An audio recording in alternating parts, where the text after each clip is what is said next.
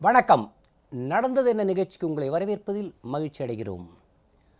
ஜேஆர்டிவியின் சார்பில் நேயர்கள் அனைவருக்கும் கிறிஸ்மஸ் தின நல்வாழ்த்துக்கள். கிறிஸ்மஸ் என்றவுடன் ஒரு பைபிள் கதை தான் நினைவுக்கு வருகிறது. தேவனிடம் ஒரு பெண் கேட்டாள், நீங்கள் பெண்களிடம் பாரபட்சமாக நடந்து விட்டீர்கள், ஏன் ஆணின் விலா எலும்பிலிருந்து பெண்ணை படைத்தீர்கள், எங்களை தனியாக படைத்திருக்க வேண்டியதுதானே என்று கேட்டாள் அந்த பெண். அதற்கு தேவன் சொன்னார், நீ ஆணை விட மிஞ்சியவள் என்பதை காட்ட அவன் தலைமுடியிலிருந்து உன்னை படைக்கவில்லை, நீ அவனுக்கு கீழ்ப்படிந்தவன் என்று காட்ட அவன் காலிலிருந்து உன்னை படைக்கவில்லை. விலா எலும்புதான் ஆணின் முக்கியமான ஒரு மனிதனின் சுவாசத்திற்கு தேவை, வாழ்வுக்கு தேவை. அந்த எலும்பிலிருந்து உன்னை எடுத்திருக்கிறேன் என்றால், நீ இல்லை என்றால் ஆண் வர்க்கமே இல்லை, நீதான் முக்கியம், நீ இல்லாமல் ஆண் வர்க்கம் இல்லை என்பதை உலகிற்கு காட்டத்தான் விலா எலும்பை எடுத்தேன். மேலும் ஆணுக்கு எந்த வகையிலும் நீ குறைந்தவள் அல்ல, இணையானவள். மேலும் ஆணை விட நீதான் இந்த தேவனுக்கு இதயத்துக்கு நெருக்கமானவள் என்று அந்த பெண்ணிடம் சொன்னாராம். அந்த தேவன் சொன்னதைப் போல ஆணுக்கு பெண் சமம், ஏன் அந்த ஆண்களை விட நான் ஒருபடி மேலே போவேன் என்றுதான் புரட்சித் தலைவி அம்மா அவர்கள் அனைத்து இந்திய அண்ணா திராவிட முன்னேற்றக் கழகத்தை வழிநடத்தி இந்த பாதையில் தான் செல்ல வேண்டும் என்று ஒரு கைடன்ஸ் கொடுத்து விட்டு சென்றிருக்கிறார். இன்றைக்கு அவர் நம்மோடு இல்லை. ஆனாலும் புரட்சித் தலைவி அம்மா அவர்கள் இயற்கை பேரிடர் தமிழகத்தில் நிகழும் போதெல்லாம் அதனை எப்படி திறம்பட கையாண்டு மக்களை பாதுகாத்தார்கள் என்பது உலகிற்கே தெரியும். இப்போது அவர் இல்லாத போது அவர் காட்டிய வழியில் வார்தா புயல் மீட்பு நடவடிக்கைகள் அருமையாக நடந்திருக்கிறது, அனைவரும் பாராட்டுகிறார்கள்.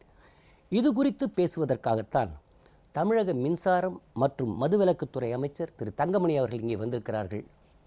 வணக்கம் சார். வணக்கம் சார். எது நடக்கக்கூடாதோ அது கடைசியில் நடந்துவிட்டது. காலம்தான் நம்முடைய வருத்தத்துக்கெல்லாம் மருந்து போட வேண்டும். புரட்சித் தலைவி அம்மா அவர்களின் நன்மதிப்பை பெற்ற நீங்கள், அம்மாவின் மறைவு உங்களை தனிப்பட்ட முறையில் எப்படி பாதித்தது? மாண்புமிகு இதய தெய்வம் புரட்சித் தலைவி அம்மாவினுடைய மறைவு என்பது எங்கள் வீட்டில் ஒருத்தர் மறைந்திருந்தால் கூட எனக்கு அந்த அளவுக்கு தனிப்பட்ட முறையில் இழப்பு இருக்காது என்று தான் கருதுகிறேன். என்னை பொறுத்தவரை என்னை வாழ வைத்த தெய்வமாக மாண்புமிகு அம்மா அவர்கள் இருந்தார்கள். அவருடைய இழப்பு என்பது என்னுடைய வாழ்க்கை முழுவதுமே ஒரு பெரிய இழப்பாகத்தான் நான் கருதுகிறேன். இன்றைய தினம் நான் இங்கே பேசிக்கொண்டிருக்கிறேன் என்று சொன்னால் அம்மாவுடைய ஆசையோடு தான் இன்றைய தினம் நான் இங்கே பேசிக்கொண்டிருக்கின்றேன். இல்லை என்றால் இந்த தங்கமணி என்பது யாருக்கு தெரியும்? இந்த டிவியில் வந்து பேசுகின்ற அளவிற்கு எனக்கு வாய்ப்பு வருவதற்கு எல்லளவும் கடுகளவும் சான்ஸ் கிடையாது. அது இதய தெய்வ மாண்புமிகு அம்மா அவர்கள் கொடுத்த வாய்ப்பு தான். அம்மாவின் பல நிகழ்வுகளில் நீங்கள் பங்கெடுத்து பணியாற்றி இருக்கிறீர்கள். அமைச்சராகவும் பல நேரங்களில் தனிப்பட்ட முறையிலும் பழகியிருக்கிறீர்கள். அப்படி பழகிய நேரத்தில் செய்த சாதனையை பாராட்டியோ இல்லை இப்படி நடக்க வேண்டும் என்று சொல்லி அறிவுரை, இது போன்ற சம்பவங்கள் ஏதேனும் உங்களுக்கு நினைவிருக்கிறதா? நிறைய சம்பவங்கள் நடந்திருக்கின்றன. அதில் குறிப்பிட்டு சொல்ல வேண்டும் என்று சொன்னால் 2015ஆம் ஆண்டு செப்டம்பர் 9-10 அன்று நடந்த உலக முதலீட்டாளர்கள் மாநாடு. அந்த மாநாட்டில் 2 நாட்களும் பேசுவதற்கு மாண்புமிகு அம்மா அவர்கள் வாய்ப்பை கொடுத்தார்கள். 2ஆம் நாள் நான் பேசிவிட்டு வந்து அம்மாவிடத்தில் ஆசீர்வாதம் வாங்கி அமருகின்ற போது அம்மா அவர்கள் சொன்னார்கள், நீங்கள் பேசினதில் நான் மிகவும் மகிழ்ச்சி அடைந்தேன். அது மட்டுமல்லாமல் இவ்வளோ பெரிய விழாவை சிறப்பாக நடத்தி கொடுத்ததற்கு நன்றி என்று முதலாக அந்த வார்த்தையை நான் கேட்கின்ற போது எனக்கு வாழ்க்கையிலேயே அதை விட ஒரு பெரிய சந்தோஷம் எதுவும் இல்லை என்று தான் நான் நினைத்தேன். முதலில் இந்த செப்டம்பர் 9-10 இந்த உலக முதலீட்டாளர் மாநாடு நடப்பதற்கு முன்பு முதலில் அவர் உங்களுக்கு சொன்ன அறிவுரை என்ன? முதலாக உலக முதலீட்டாளர் மாநாட்டை நடத்துகின்றோம், சிறப்பாக நடத்த வேண்டும். அது மட்டுமல்லாமல் முதலீட்டை அதிகமாக கொண்டு வர வேண்டும். அதற்காக நீங்கள் எத்தனை கூட்டங்கள் நடத்த வேண்டும் என்று சொன்னாலும் சரி, யார் வந்தாலும் நான் சந்திப்பதற்கு தயாராக இருக்கின்றேன். எந்த முதலீட்டாளர்களும் எப்பொழுது என்னை நேரம் கேட்டாலும் நான் சந்திப்பதற்கு தயாராக இருக்கின்றேன். நீங்கள் அதற்குண்டான முயற்சியை செய்து அழைத்து வாருங்கள் என்று சொன்னார்கள். அதே போல் இந்த முதலீட்டாளர்கள் மாநாடு நடைபெற்றது என்பது முழுக்க மாண்புமிகு அம்மா அவர்களுக்காக. இந்த மாநிலத்தில் அம்மாவுடைய ஆட்சி இருக்கின்றது, அம்மாவர்கள் இருக்கின்றார் என்ற காரணத்தினால்தான் 2,42,160 கோடி வந்தது என்று சொன்னால் அது முழுக்க இதய தெய்வம் புரட்சித் தலைவி அம்மாவுடைய தனிப்பட்ட காரணத்தினால்தான். ஒன்றொன்றும் அந்த மாநாடு வெற்றி பெற்றது என்று சொன்னால் அதுக்கு முழுக்க முழுக்க காரணம் மாண்புமிகு அம்மாவர்கள் தான். இரவு நேரம் என்றாலும் கூட நாங்கள் கொடுத்துட்டதை உடனடியாக அதை பார்த்து உடனடியாக அதில் எதனை செய்ய வேண்டும் என்பதை எங்களுக்கு அறிவுரை வழங்கியது எதிர்தெய்வம் அம்மாவர்கள் தான். அதனால தான் இந்த மாநாடு அவ்வளோ வெற்றிகரமாக நடைபெற்றது. வெற்றிகரமாக நடைபெற்றது மட்டுமல்ல, பக்கத்து மாநிலமெல்லாம், ஏன் கர்நாடகாவில் கூட செப்டம்பருக்கு பின்னால் நவம்பரில் நடத்துவதாக இருந்தார்கள். தமிழ்நாட்டில் இவ்வளோ பெரிய வெற்றியை அடைவடைந்தது, நமக்கு அந்த வெற்றி வாய்ப்பு குறைவாக இருக்கும், முதலீடுகள் வருவது குறைவாக இருக்கும் என்ற காரணத்தினால் அதை தள்ளி பிப்ரவரி மாதம் நடத்தினார்கள் என்று சொன்னால் அதுக்கு மாண்புமிகு அம்மாவுடைய அதிர்வு தான் காரணம். வார்தா புயலில் அரசு எடுத்த முன்னெச்சரிக்கை நடவடிக்கை, அம்மா வழியில் போர்க்கால நடவடிக்கைகள், அதனால் மீண்டது தமிழகம், இது பற்றியும் சொல்லுங்கள். 12/12/2016 அன்று இந்த வர்தா புயல் கரையை கடப்பதாக நமக்கு தகவல் கிடைத்து மாண்புமிகு முதல்வர் அவர்கள் முன்னெச்சரிக்கை நடவடிக்கையாக பல்வேறு கூட்டங்களை நடத்தினார்கள். அந்த முன்னெச்சரிக்கை நடவடிக்கை கூட்டங்கள் எப்படி நடைபெற்றது என்று சொன்னால், இதற்கு முன்பால் மாண்புமிகு அம்மா அவர்கள் பல்வேறு கூட்டங்களை நடத்தி எங்களுக்கு வழிகாட்டி இருக்கின்றார்கள். அந்த வழிகாட்டின் அடிப்படையில் மாண்புமிகு முதல்வர் அவர்கள் அந்த கூட்டத்தை கூட்டினார்கள். அந்த கூட்டத்தை கூட்டி அம்மா அவர்கள் என்னென்ன இதற்கு முன்னால் முன்னெச்சரிக்கை நடவடிக்கையாக ஏற்பாடு செய்தார்களோ அதையெல்லாம் செய்ய வேண்டும் என்று அதிகாரிகளோடு கலந்து எங்களுக்கெல்லாம் அறிவுரை வழங்கினார்கள். அந்த அடிப்படையிலே தான் இன்று மாண்புமிகு அம்மா அவர்கள் வழங்கிய அந்த வழிகாட்டில் அறிவுரையின் காரணமாகத்தான் இவ்வளோ பெரிய புயல் அடித்தும் கூட உயிர் சேதம் இல்லாமல் காப்பாற்றியது என்று சொன்னால் அது அம்மாவுடைய வழிகாட்டின் காரணமாகத்தான். ஒவ்வொரு இயற்கை பேரிடரும் நமக்கு ஒரு புது புது அனுபவத்தை கொடுக்கிறது. சென்ற முறை தமிழகமே வரலாறு காணாத வெள்ளத்தை கண்டது. இந்த முறை வெள்ளம் வரவில்லை, காற்று வந்து மரங்கள் எல்லாம் சாய்த்து போட்டது. இந்த முறை நீங்கள் பெற்ற அனுபவம் என்ன? 12/12/2016 புயலினுடைய வேகம் என்பது மழை குறைவாக இருந்து காற்றினுடைய வேகம் அதிகமாக இருந்தது. அங்கே வானிலை அறிக்கை கூட 80-90 கிலோமீட்டர் அளவுக்கு தான் காற்றின் வேகம் இருக்கும் என்று சொன்னார்கள். ஆனால் வந்தது கிட்டத்தட்ட 110-140 கிலோமீட்டர் அளவிற்கு காற்றினுடைய வேகம் அதிகமாக இருந்த காரணத்தினால் கிட்டத்தட்ட மரங்கள் ஒரு 75% முழுமையாக சேதமடைந்திருக்கின்றன. அது மட்டுமல்லாமல் 30,000 மின்கம்பங்கள், கொஞ்சம் நஞ்சமல்ல, 30,000 மின்கம்பங்கள் சேதமடைந்திருக்கின்றன. சென்னை, காஞ்சிபுரம், திருவள்ளூர் இந்த 3 மாவட்டங்களிலும் 30,000 மின்கம்பங்கள். அதே போல் மின்சாரம் உற்பத்தி ஆகிற இடத்திலிருந்து மின்சாரத்தை கொண்டு வந்து ஒவ்வொரு பகுதிக்கும் விநியோகம் செய்கின்ற அந்த டவர் என்பது மின் கோபுரம், உயர் மின்னழுத்த கோபுரம் என்று சொல்லுவார்கள். 54 மின் கோபுரங்கள் விழுந்து விட்டன. அதே போல் டிரான்ஸ்ஃபார்மர்கள் என்பது 880 டிரான்ஸ்ஃபார்மர்கள் பழுதடைந்து விட்டன. 4500 மின் பெட்டிகள், அதாவது சென்னையில் இருக்கின்ற அந்த மின்பெட்டிகள் பழுதடைந்து விட்டன. 15,000 கிலோமீட்டர் அளவிற்கு மின்சார ஒயர்கள் பழுதடைந்து விட்டன. சென்னையை பொறுத்தவரை அன்று 12ஆம் தேதி அன்று மதியம் காத்தடிக்கின்ற போது பாதுகாப்பின் கருதி மின்சாரம் முழுமையாக அணைக்கப்பட்டது. அதற்கு பின்னால் இரவு 9-10 மணி அளவில் 30% அளவுக்கு உடனடியாக, அதிலும் குறிப்பிட்டு சொல்ல வேண்டும் என்று சொன்னால் அரசு மருத்துவமனைகள், கோயம்பேடு பஸ் ஸ்டாண்ட், ஏர்போர்ட், இதெல்லாம் அதே போல் ஹைகோர்ட், இதெல்லாம் உடனடியாக நாங்கள் கொடுக்கப்பட்டது. மாண்புமிகு அம்மா அவர்கள் வழிகாட்டுதல், மாண்புமிகு முதல்வர் அவர்கள் பல கூட்டங்களை நடத்தி அறிவுரை வழங்கியதன் காரணமாக அது உடனடியாக வழங்கப்பட்டது. நீங்கள் இதை பார்க்கும் பொழுது கிட்டத்தட்ட 30% என்பது சேதமடைந்ததை பார்க்கின்ற போது கிட்டத்தட்ட 1 மாத காலம் ஆகும் என்று தான் அனைவரும் நினைத்திருப்பார்கள். ஆனால் மாண்புமிகு அம்மா அவர்கள் எங்களுக்கு இட்டிருக்கின்ற ஆணையெல்லாம் முதலிலேயே ஏற்கனவே இது போன்ற புயல் நடந்தால் எப்படியெல்லாம் நடக்க வேண்டும் என்று அம்மா அவர்கள் எங்களுக்கு வழிகாட்டியிருக்கின்றார்கள். அதுக்கு முன்னுதாரணமாக தானே புயல் கடலூர் மாவட்டத்தை தாக்கிய போது மாண்புமிகு அம்மா அவர்கள் நேரடியாக அங்கே வந்து பார்த்துவிட்டு நிவாரணம்லாம் வழங்கினார்கள். அப்பொழுது இதே போன்ற மின்கம்பங்கள் சேதாரம் அடைந்தன. ஆனால் அது முழுமையாக அன்றைய தினம் முழு மின்சாரம் கொடுப்பதற்கு கிட்டத்தட்ட 20 நாட்களுக்கு மேல் ஆனது. ஏனென்று சொன்னால் வயல்வெளியில் இருந்த காரணத்தினால் அந்த வயல்வெளியில் இருக்கின்ற வெள்ளாமையும் பாதிக்கப்பட்டு விடக்கூடாது, விவசாயிகளுக்கு உடனடியாக அந்த மின்சாரத்தையும் கொடுக்க வேண்டும் என்ற காரணத்தினால் சேதாரமும் அதிகமாக இருந்த காரணத்தினால் கிட்டத்தட்ட 20 நாட்கள் ஆனது. ஆனால் அதைவிட காற்று அதிகம், அதைவிட சேதம் அதிகமாக இந்த 3 மாவட்டங்கள் பாதிக்கப்பட்டது. அப்பொழுது அம்மா அவர்கள் காட்டிய வழி, அம்மாவுடைய அறிவுரை, அவர்களுடைய அனுபவம், இப்பொழுது முன்கூட்டியே எடுத்த பல்வேறு முன்னெச்சரிக்கை நடவடிக்கையின் காரணமாக ஏற்கனவே மின்கம்பங்கள் கிட்டத்தட்ட 3,000-4,000 மின்கம்பங்கள் முன்னெச்சரிக்கையாக நாங்கள் கொண்டு வந்து இங்கே வைத்திருந்தோம். அதே போல் பணியாட்கள் வெளி மாவட்டத்திலிருந்து கிட்டத்தட்ட 6,000 பணியாட்களை முன்கூட்டியே இங்கே கொண்டு வந்து அமர்த்தியிருந்தோம். அதனால் காற்றினுடைய வேகம் குறைந்தவுடன் உடனடியாக அந்த பணியை இரவோடு இரவாக அந்த பணியை ஆரம்பித்தோம். அந்த பணியை ஆரம்பித்து அந்த மின்சார ஊழியர்கள் செய்த பணியெல்லாம் சாதாரண பணி கிடையாது. ஏனென்று கேட்டால் இரவு 12 மணி 1 மணி என்பது அந்த கம்பத்தில் ஏறி தன் உயிரையும் விட இந்த நாட்டு தான் முக்கியம், அம்மா அவர்கள் காட்டிய வழி தான் முக்கியம் என்று மின்சார வாரிய ஊழியர்கள் அவ்வளவு கஷ்டப்பட்டு உயிரை பொருட்படுத்தாது மிகவும் சிரமப்பட்டு ஒவ்வொரு நாளும் கஷ்டப்பட்டு சென்னை மாநகருக்கு முதல்ல 3 தினங்களுக்குள்ளேயே கிட்டத்தட்ட 90-95% கொடுத்தாகிவிட்டது. அதே போல் காஞ்சிபுரம் திருவள்ளூர் மாவட்டத்தை பொறுத்தவரை வயல்வெளியிலே இன்னமும் கூட வயல்வெளியிலே அந்த வெள்ளாமை இருக்கின்றது. 2-3 நாட்களில் அறுவடை இருக்கின்ற காரணத்தினால் அதுக்கு மாற்று வழியிலே கண்டுபிடித்து அதுவும் 95% மின்சாரம் கொடுக்கப்பட்டிருக்கிறது என்று சொன்னால் இது அம்மா அவர்கள் எங்களுக்கு காட்டிய வழியின் காரணமாகத்தான் இன்று தமிழகமே ஏன் மற்ற மாநிலமும் கூட எப்படி இந்த அளவுக்கு செய்தார்கள். மத்திய மின்துறை அமைச்சர்கள் கூட உடனடியாக தமிழகத்தில் இந்த வருதா புயலின் தாக்கமே தெரியாத அளவிற்கு நிவாரணப் பணிகளும் வேகமாக நிவாரணம் செய்திருக்கின்றார் என்று சொன்னால், அதே போல் மின்சார வாரியம் இந்த அளவுக்கு பணியாற்றியிருக்கிறது என்று சொன்னால் நான் பாராட்டுகிறேன் என்று சொன்னால், அந்த அளவிற்கு மாண்புமிகு அம்மா அவர்கள் வழங்கிய வழிகாட்டுதலும் அறிவுரையும் தான் இந்த அளவுக்கு மக்களை பாதுகாத்திருக்கின்றது. புயலை விட காற்றினுடைய வேகத்தை விட அரசு வேகமாக செயல்பட்டு மக்களுக்கு மின் இணைப்பை கொடுத்திருக்கின்றது. ஒரு பேட்டியில் பார்த்தேன், மத்திய மின்துறை அமைச்சர் பியூஷ் கோயலே நம்முடைய இந்த பணிகளை மிகவும் பாராட்டியிருக்கிறார். எனக்கு வியப்பாக இருந்த விஷயம் என்னவென்றால், டவர்கள் சாய்ந்து விட்டால் அதை எளிதில் சரி பண்ண முடியாது. அண்ட் பல இடங்களில் இன்னொரு உங்களுக்கு பெரிய இக்கட்டு மின்சார வாரியத்துக்கு நடந்தது என்னவென்றால், பல இடங்களில் மின்துறை ஊழியர்கள் அந்த பகுதியை அணுகவே முடியவில்லை என்றால் மரங்கள் சரிந்திருந்தது. இதில் எல்லா துறைகளும் ஒருங்கிணைத்து இதை செய்ய வேண்டியிருந்தது. முதலில் இந்த டவர்களை எப்படி உடனடியாக பண்ணி இந்த பவரை ரெஸ்டோர் பண்ணீங்களே, அது எப்படி சாத்தியமாயிற்று? மாண்புமிகு முதல்வர்கள் இந்த கூட்டத்தை போட்டு கார்ப்பரேஷன், மாநகராட்சி, அதே போல் சுகாதாரத்துறை, மின்வாரியத்துறை 3ம் இணைந்து செயல்பட வேண்டும்.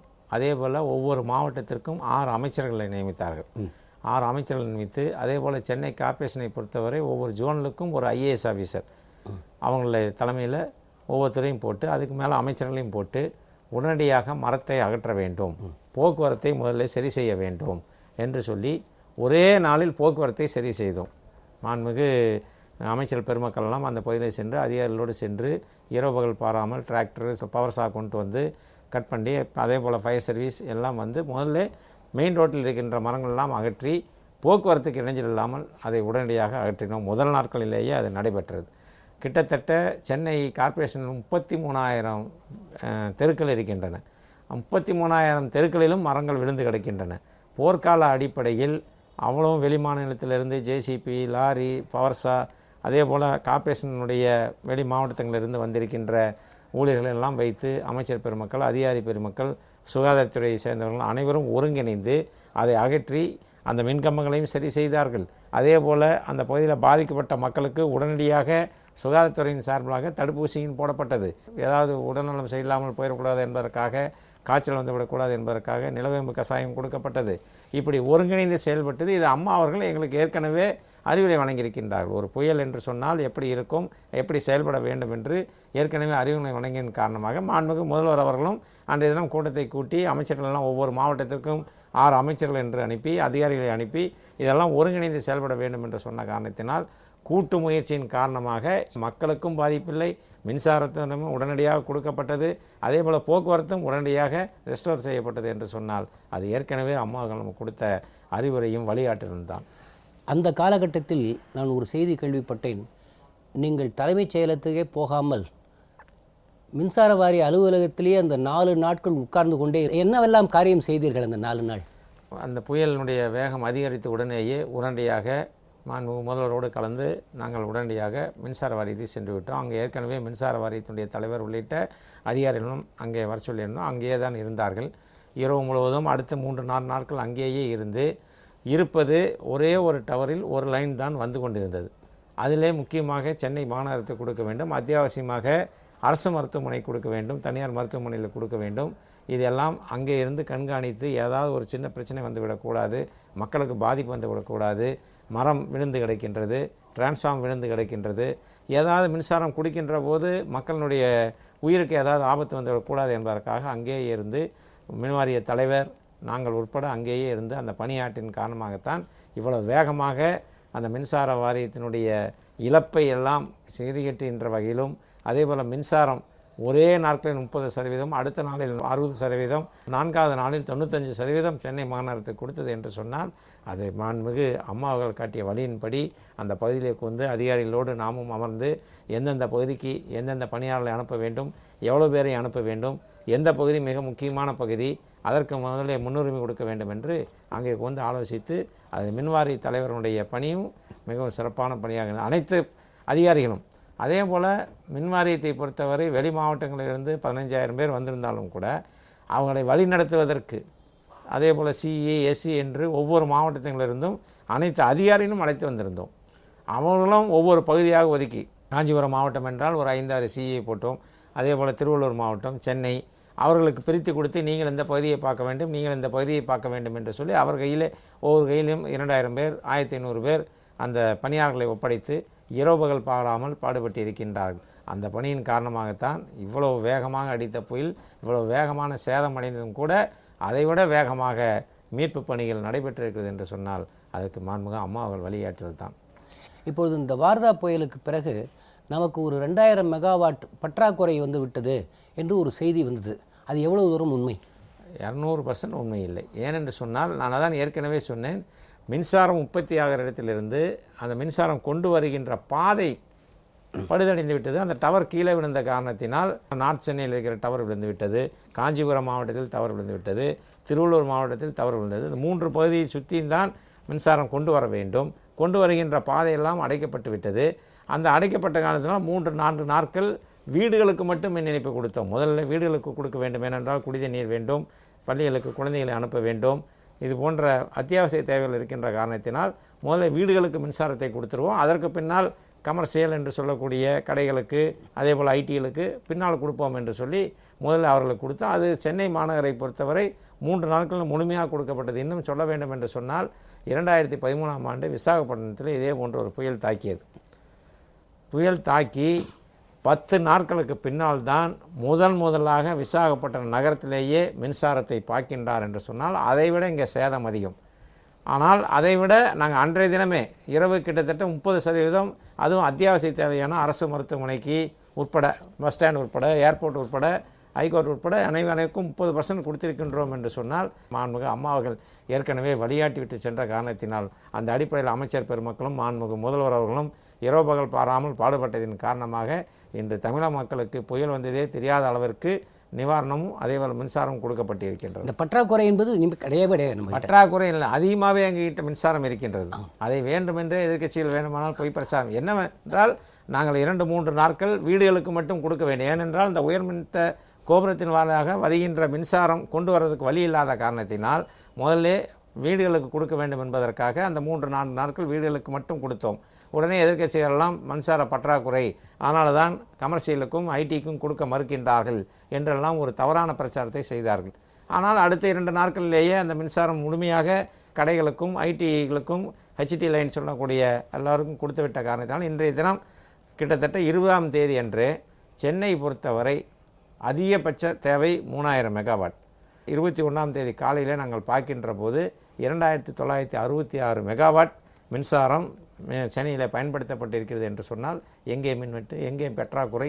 இது எதிர்க்கட்சிகள் வேண்டுமென்றால் போய் சொல்லி கொண்டிருக்கலாம். அதனுடைய மக்களுக்கு உண்மை தெரியும். அரசு பள்ளிகளுக்கு விடுமுறை கொடுக்க வேண்டும் என்று சொன்னது.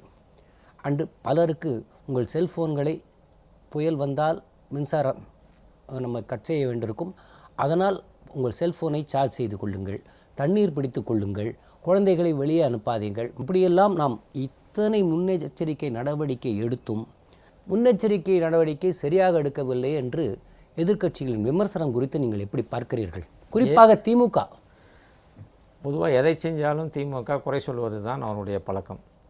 இதில் பொதுமக்களுடைய பாராட்டுகளை மாண்புமிகு அம்மாவுடைய அரசுக்கு வந்த பாராட்டுகளை பார்த்து அவர்களால் பொறுத்து கொள்ள முடியவில்லை. நான் கேட்கின்ற தலைவருக்கு எப்பொழுது அவர் வீட்டுக்கு மின்சாரம் வந்தது என்று சொல்லட்டும். நான் சொல்லுகிறேன் அடுத்த நாளே அவர்களுக்கு மின்சாரம் வந்து விட்டது என்று.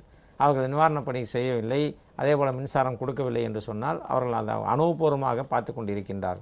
இன்னொன்று, முன்னெச்சரிக்கை நடவடிக்கை எடுக்கவில்லை என்று சொன்னார்கள். முன்னெச்சரிக்கை நான் ஏற்கனவே சொன்னதைப் போல முன்னெச்சரிக்கை நடவடிக்கை எடுத்ததன் காரணமாகத்தான் உயிர் சேதம் இல்லாத அளவுக்கு பாதுகாத்திருக்கின்றது மாண்புமிகு அம்மாவுடைய அரசு. இப்பொழுது நான் காற்று வருகிறது, காற்றினுடைய வேகம் என்னவென்பது தெரியாது, கணிக்க முடியாது. வானிலை ஆணையம் சொல்லுகின்றதை தான் நாம் கணிக்க முடியும்.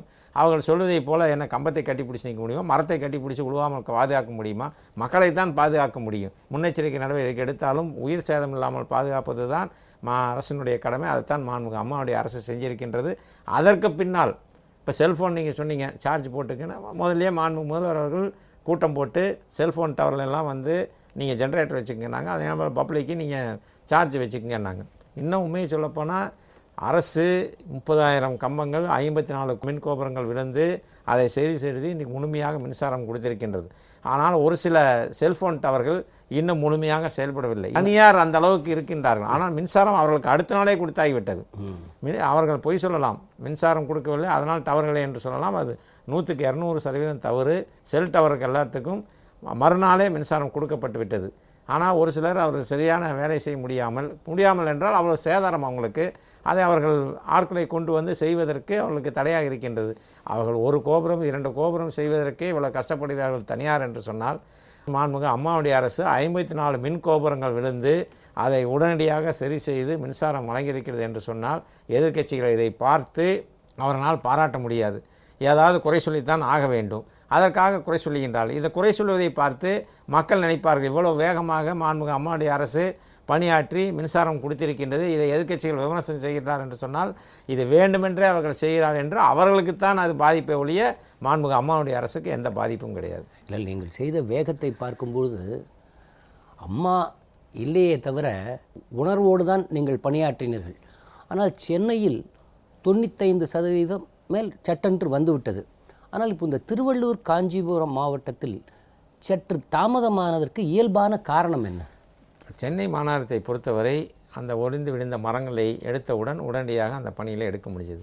ஆனால் சுற்று வட்டாரத்தில் என்ன பிரச்சனை என்று சொன்னால், வயலிலே அந்த கம்பங்கள் விழுந்து கிடக்கின்றன, டிரான்ஸ்ஃபார்மர்கள் வயலிலே விழுந்து கிடக்கின்றன. வயலில் இப்போ நெல் அறுவடைக்கு தயாராக இருக்கின்றது. இப்பொழுது அங்கே வண்டி செல்ல முடியாது, டிராக்டர் போக முடியாது, லாரி போக முடியாது. பணியாட்கள் தான் அதை சுமந்து எடுத்து செல்ல வேண்டும்.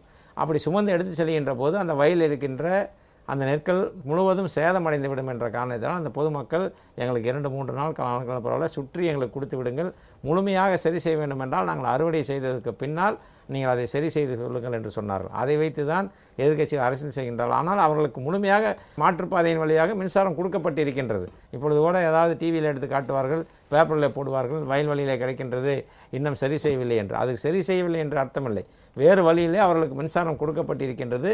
அந்த வழி அந்த அறுவடை செஞ்சதுக்கு பின்னால் அதை முழுமையாக அந்த டிரான்ஸ்ஃபார்மாக இருந்தாலும் சரி, மின்கம்பங்களாக இருந்தாலும் சரி செய்து அவர்கள் எப்பவும் செல்கின்ற வழியில் மின்சாரம் கொடுக்கப்படும். இவ்வளவு கடுமையாக மின்சார வாரிய ஊழியர்கள் உழைத்தும் ஒரு சில ஊடகங்களில் மிக தவறான அந்த ஊழியர்களின் மனம் நோகும்படி பல இடங்களில் காசு கொடுத்தால்தான் மின்சாரம் தருகிறார்கள் என்றெல்லாம் ஒரு பொருளையை கிளப்பி விட்டார்களே, இதை எப்படி பார்க்கிறீர்கள்? 15,000 பேர் அங்கேருந்து வேலை செஞ்சு இரவு பகல் பார்க்காம தன் உயிரையும் பொருட்படுத்தாமல் வேலை செஞ்சதுக்கு அந்த ஒரு சிலர் சொன்ன அந்த புகார் வந்து அவங்க உண்மையிலேயே வேலை செஞ்சதுக்கு ஒரு மன புண்படமுடியமான ஒரு நிகழ்வை ஏற்படுத்திட்டாங்க. எங்கேயும் கிடையாது. ஏனென்று சொன்னால் மாண்புமிகு அம்மாவுடைய அரசு அவர்களுக்கு ரெகுலராக இருக்கிற சம்பளத்தை விட ஒரு நாள் கூடுதல் சம்பளம், அதாவது 2 சம்பளம், ஞாயிற்றுக்கிழமையாக இருந்தால் 3 நாள் சம்பளம் ஒரே நாளில். அதே போல் தினம் கை செலவுக்கென்று பாக்கெட் மணி என்று 100 ரூபாய் கையிலே கொடுத்து விடுகின்றோம். அதுபோக 3 வேளை உணவும் கொடுத்து விடுகின்றோம். அதுபோல் காலை மாலை டீ பிஸ்கட்டு எல்லாம் கொடுத்து விடுகின்றோம். அப்படி இருக்கின்ற போது ஏதாவது குறை சொல்ல வேண்டும், மின்சாரம் வந்து விட்டதே என்ன சொல்லுவது, அதனால் பார்க்கின்றார்கள் இந்த வீட்டுக்கு நாங்கள் பணம் கொடுத்தால்தான் மின்சாரம் கொடுப்போம் என்று சொல்லிவிட்டார்கள். ஏதாவது ஒரு பகுதியிலே ஆமாம் இவர்கள் பணம் கேட்டார்கள், அந்த பணத்தை நாங்கள் கொடுத்தோம் என்று ஒருவர் சொல்லட்டும், நான் பொறுப்பேற்றுக் கொள்கின்றேன். இரவு பகல் பாராமல் இந்த மக்களுக்காக மாண்புமிகு அம்மாவுடைய அரசுக்காக இவ்வளவு பணியாற்றி இருக்கின்றார்கள். அவருடைய மனசு புண்படுகின்ற வகையில் பேசியவர்கள் எல்லாம் உள்ளபடியே வருத்தப்படுகின்ற சூழ்நிலை தான் இருக்கும். அதாவது மின் கம்பங்கள் மின் உபகரணம் சாய்ந்ததற்கு தரக்குறைவான பொருட்கள் தான் காரணம் என்றும் போதிய மின் கம்பங்கள் கையிருப்பு இல்லை என்று ஒரு குற்றச்சாட்டு வைக்கிறார்கள். இதை எப்படி பார்க்கிறீர்கள்? ஒரு மின் கோபுரம் நாங்கள் மின்வாரியத்தின் வாயிலாக அதை நிறுவுகின்ற போதே காற்றினுடைய வேகம் எந்த அளவுக்கு இருக்கும் என்பதை தமிழ்நாடு மின்சார வாரியத்தினுடைய நாம்ஸ் என்ன இருக்கின்றோ அதன் பிறகு தான் போடுகின்றோம். இப்போ 100 கிலோமீட்டர் 110 கிலோமீட்டர் அளவிற்கு அந்த மின்சார வாரியத்தினுடைய டிசைன் இருக்கிறது என்று சொன்னால் காற்றினுடைய வேகம் அவ்வளோ அடித்தாலும் கூட அது தாங்கும் என்று தான் நாங்கள் போடுவோம். ஆனால் 140 கிலோமீட்டர் வேகம் அடித்தது ஒன்று. அது மட்டுமல்லாமல் பெரிய பெரிய மரங்களெல்லாம் ஒடிந்து அந்த மின் கோபுரத்தின் அந்த ஒயரின் மேல் விழுகின்ற போது அதனுடைய வெயிட்டும் சேருகின்ற போது அதனுடைய பாரமும் சேருகின்ற போது சாகிறதுக்கு என்ன செய்ய முடியும்? அதற்காக தரமில்லை என்று சொல்வதை எந்த காரணத்தை கொண்டும் ஏற்றுக்கொள்ள முடியாது. இவ்வளவு சேதாரம் இல்லாமல், உயிரிழப்பு இல்லாமல் மின்வாரியம் இவ்வளவு கம்பங்கள் மின் கோபுரம் இவ்வளவு விழுந்து அதுக்கு பாதுகாப்பாக இருக்கிறது என்று சொன்னால் மின்சார வாரியம் எடுத்த நடவடிக்கையின் காரணமாகத்தான். 2011 அனைத்து இந்திய அண்ணா திராவிட முன்னேற்றக் கழகம் பதவியேற்ற போது மின்சாரத்தின் நிலை எப்படி இருந்தது என்று எல்லாருக்கும் தெரியும். அப்பொழுது நீங்கள் வருவாய்த்துறை, தொழில்துறை எல்லாம் இருந்தீர்கள். இப்பொழுது நீங்கள் மின்சாரத்துறைக்கு வந்திருக்கிறீர்கள். குறுகிய காலத்தில் தமிழகத்தை இனிமேல் இருளிலிருந்து மீட்கவே முடியாது என்று மக்கள் நினைத்து கொண்டிருந்த காலத்தில் இதை மின்மிகை மாநிலமாக மாற்ற அம்மா என்னவெல்லாம் நடவடிக்கை எடுத்திருக்கிறார்கள் என்று இப்போது மின்துறை அமைச்சராக நீங்கள் பார்க்கிறீர்கள்? 2001, 2006 5 காலம் அம்மா அவர்கள் ஆட்சியில் இருக்கின்ற போது தமிழகத்தில் மின்வெட்டே கிடையாது. அது மட்டுமல்ல, தமிழகத்தில் உற்பத்தி ஆகின்ற மின்சாரம் கிட்டத்தட்ட 1000-1500 மெகாவாட் அளவிற்கு வெளி மாநிலங்களே கொடுத்தார்கள். அந்த அளவிற்கு சர்ப்ளஸாக இருந்தது. ஆனால் 2006 மைனாரிட்டி திமுக ஆட்சிக்கு வந்தது. அவர்களே கூட அன்றைய தினம் மாண்புமிகு அம்மாவுடைய ஆசையால் நான் சட்டமன்ற உறுப்பினராக இருந்தேன். நிதிநிலை அறிக்கையில் அவர்களே சொல்லியிருக்கின்றார். 2006, 2007 நிதிநிலை அறிக்கை எடுத்து பார்த்தால் தெரியும், தமிழகத்தில் மின்வெட்டு கிடையாது, தமிழகத்திற்கு தேவைக்கு அதிகமாக மின்சாரம் இருக்கிறது என்று நிதிநிலை அறிக்கையிலே சொல்லியிருக்கின்றார்கள். திடீரென்று 2008 இந்த மின்வெட்டு வருகின்றது. எப்படி வந்தது? தேவைக்கு அதிகமாக ஏதாவது தொழிற்சாலைகள் அதிகமாக வந்ததா, இல்லை தேவை மின்சாரம் அதிகமாகி விட்டதா? அம்மாவுடைய ஆட்சி காலத்தில் 10,011 மெகாவாட் மின்சாரம் உற்பத்தி ஆகி கொண்டிருந்தது. 2006 2011 வரை உச்சபட்ச தேவையே டிஎம்கேனுடைய ஆட்சியில் 9300 மெகாவாட் அளவு தான் இருந்திருக்கின்றது.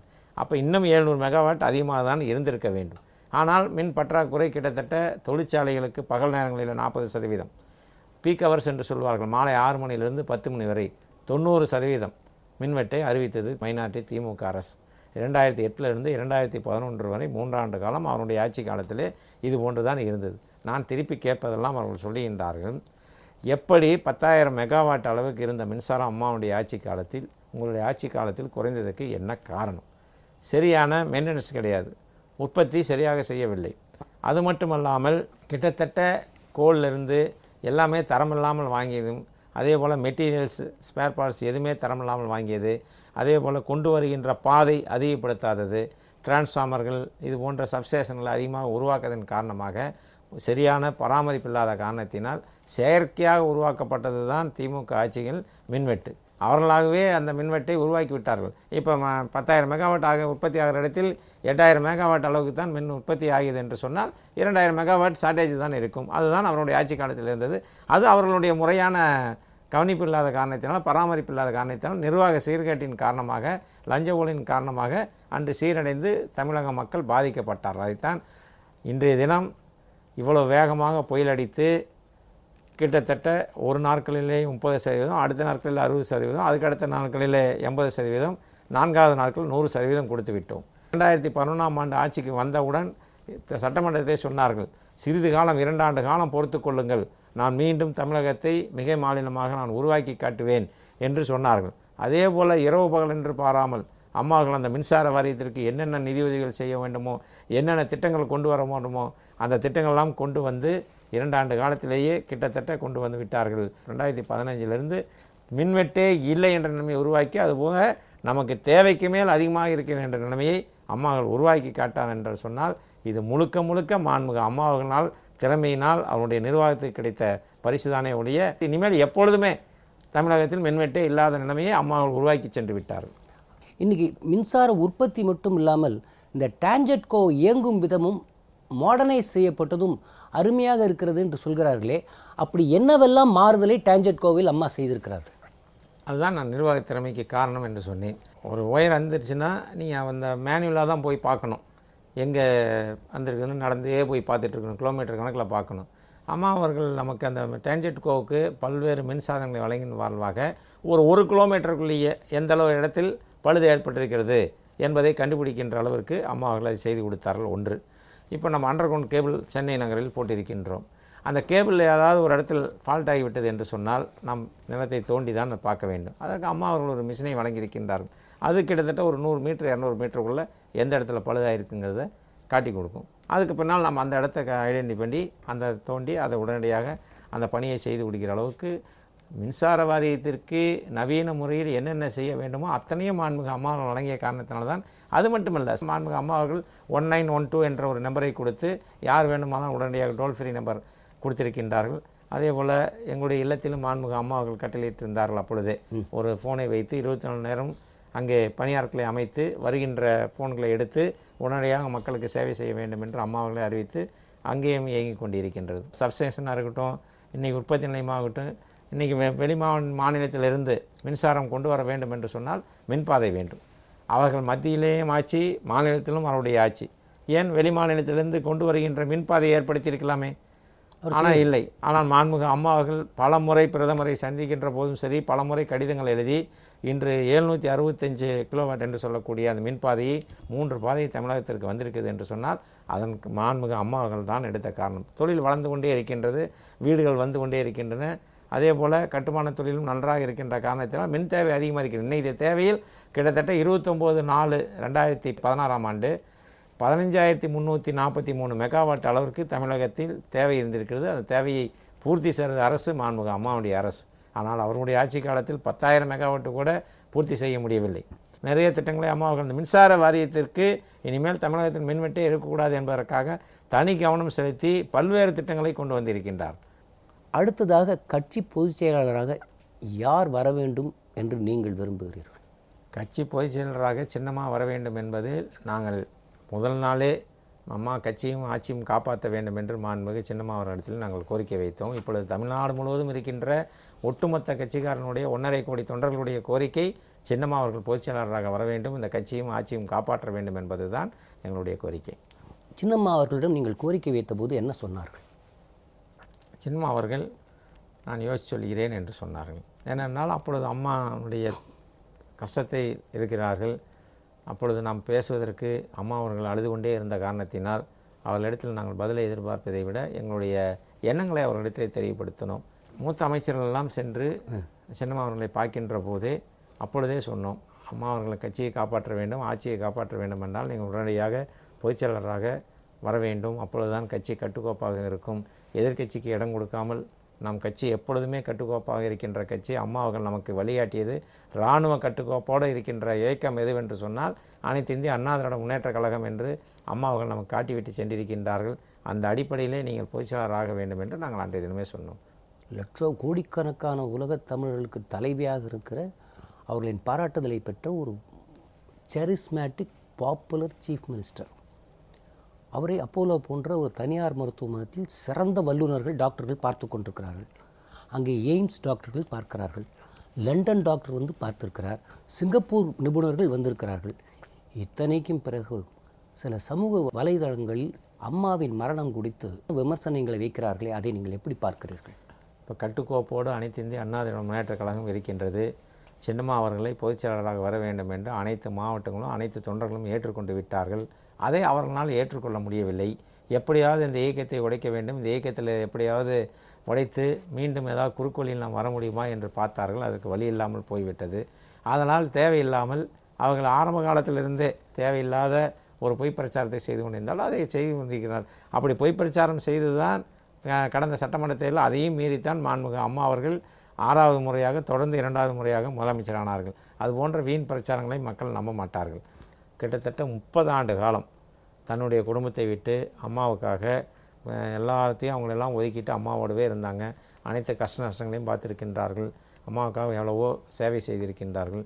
அனைத்து ஆட்சி நிர்வாகம் எப்படி இருக்கும், கட்சி நிர்வாகம் எப்படி இருக்கும் என்பதெல்லாம் கூடவே இருந்து பார்த்திருக்கின்ற காரணத்தினால் சின்னம்மா அவர்கள் வர வேண்டும், சின்னம்மா அவர்கள் வந்து பொதுச்செயலாளர் வர வேண்டும் என்பது தான் அனைத்து தொண்டர்களுடைய கோரிக்கை.